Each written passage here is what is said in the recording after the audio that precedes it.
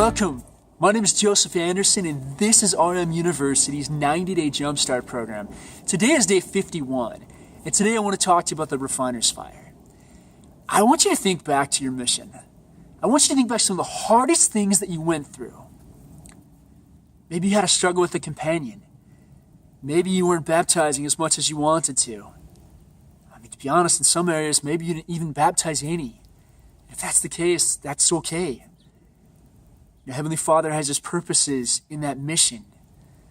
And I think to the example of Zion's camp. Here was this camp where they were told they were going to go fight. They were told they were going to fight and go get back what was theirs. And you know what happened? They didn't fight. They saw the hand of God save them. I mean, towards the end of Zion's camp, they were on this little island between two rivers, and rivers went up on 40 feet on each side that the people that wanted to get them could not get them. They were protected, and at the end, when they found out that they weren't going to fight, some of them were mad. They were so upset that they weren't going to fight, that they went through all these challenges, all these trials, bad food and, blisters and all those other things that you go through on a trek, and they were upset. But that wasn't the purpose of the trek. God was creating His leaders from that trek. There were many prophets and apostles that were called. God knows what He's doing even when we don't. And one of my favorite stories from the Bible is that in Genesis of Joseph of Egypt. Here's a young man that is 17 years old. He was sold as a slave for, if I remember correctly, the same price the Savior was sold by Judas. And he goes to the house of Pharaoh, and Pharaoh puts him, at the head of his house. And then, so he thinks he's getting a little bit of blessings, and then all of a sudden, Pharaoh's wife comes in and says, "Hey, lie with me. Oh, by the way, if you don't, I'm going to scream, and you're going to be in serious trouble." Well, Joseph stood for his values. He stood for his morals. And he said, "No, I'm not doing that." And it caused him to go to prison for a few years. And while he was in prison, he had the chief butler and the chief baker come in, and they had these dreams, and he interpreted them. And he said, "Hey, tell Pharaoh about me. Tell him I'm here." Once the butler was released. And then it took 2 more years for finally Pharaoh to have a dream that nobody could interpret. And then finally Joseph got his shot. Not only did he get his shot, he became second in all of Egypt.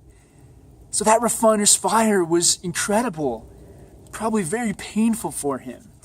But I love in Genesis 45, and I'm gonna summarize part of this. Essentially, Joseph's brothers are saying, "Hey, we're so sorry that this happened to you." And Joseph says, starting in verse 5, "Now therefore be not grieved, nor angry with yourselves, that ye sold me hither. For God did send me before you to preserve life. For these 2 years hath the famine been in the land, and yet there are 5 years in the which there shall neither be earing nor harvest. And God sent me before you to preserve you a posterity in the earth, and to save your lives by great deliverance. So now it was not you that sent me hither, but God. And He hath made me a father to Pharaoh, and Lord of all his house, and a ruler throughout all the land of Egypt." Forgive me, that other part I said was about Potiphar's wife, not Pharaoh's wife. But let's continue. So it was God that sent him through that fire. And yeah, it hurts. But as a country song I enjoy says, when you're going through all that, just keep going. All you do is keep going, and the Lord is refining you. But a lot of times we want to step out of the refiner's fire because it hurts. Instead we should say to Heavenly Father, "Heavenly Father, what is it that you want me to learn from this experience? I know that going through some of the most challenging things that I've gone through has dropped me to my knees because there's nowhere else to go." And that's what Heavenly Father wants. He doesn't care if we're completely content in this life. He wants us to make it back to Him. I'd finish with one final thought here in D&C 122. Here Joseph Smith, the prophet of God, is saying to God, why are you hiding? Where's the pavilion of your hiding place?